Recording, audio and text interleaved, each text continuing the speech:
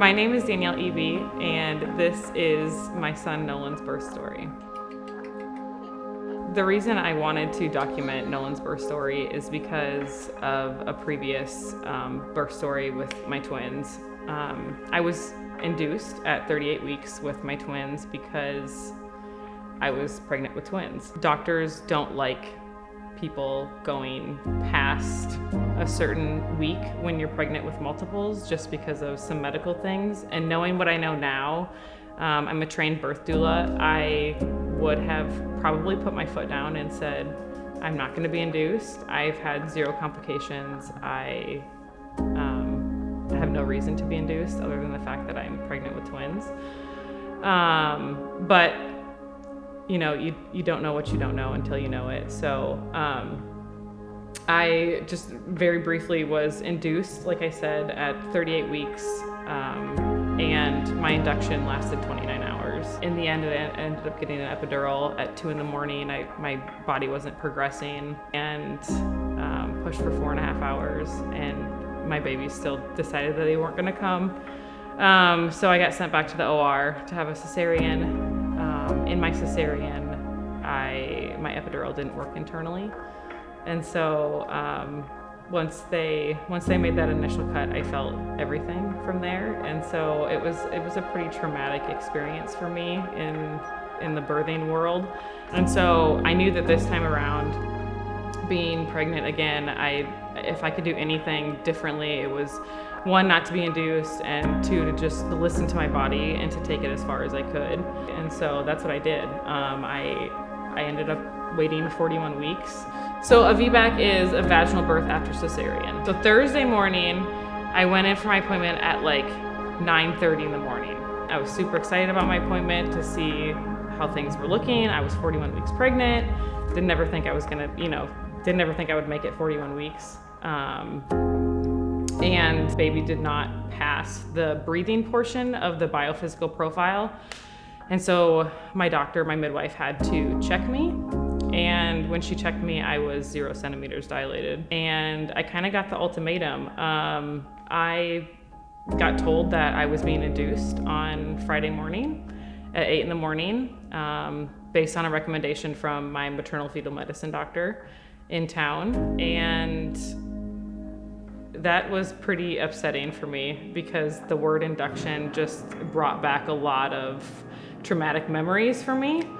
Not something that I wanted to do at all. So we had one last ditch effort from my midwife to start some castor oil. I was going to start the castor oil at like midnight or 1, but then I just decided I'm just gonna start it. And 4 p.m. I woke up from a little nap and I decided I was gonna start my castor oil. And then nothing really happened for a couple hours. And I was like, well, that's the end. Like, this is not gonna work for me. My body's not ready for this. Like, my body's not gonna respond to this. I'm just preparing myself to be induced at 8 a.m. tomorrow morning. So, and then things started to get a little dicey. I would say like some contractions started. John was on the phone with my friend Elizabeth, who is the dearest friend in the world. She's a NICU nurse at St. E's, and she was at the birth of Ryan and Reagan, and she didn't leave for that full 29 hours. Bless her heart. I told her that I wanted her at the birth of this baby too. And so John was on the phone with her, and she had mentioned like, I don't think I would wait too long to go to the hospital. And it was like, I needed that reassurance from her, but we were timing my contractions and they were like maybe 2 minutes apart, and they were lasting like 1.5 minutes, which is like I should have been at the hospital at this point, but I wasn't because I'm stubborn and I didn't want any interventions to happen when I got there. I just didn't want that. Jody was the charge nurse, and I absolutely love Jody. She was, I've worked with her many times with clients of mine. Jody tells me she has to check me, so I make my way to the bed. Jody checks me and she tells me that I'm complete. 10 centimeters dilated.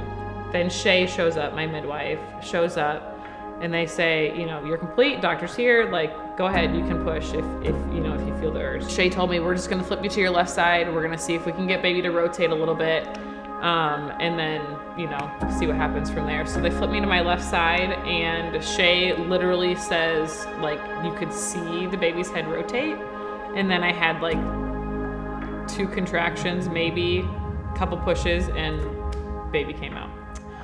So just, I don't know, just crazy the fact that like it just happened the way that it's supposed to, like the way that anatomy is and the way that the birthing process is. Like baby rotates and then baby comes out.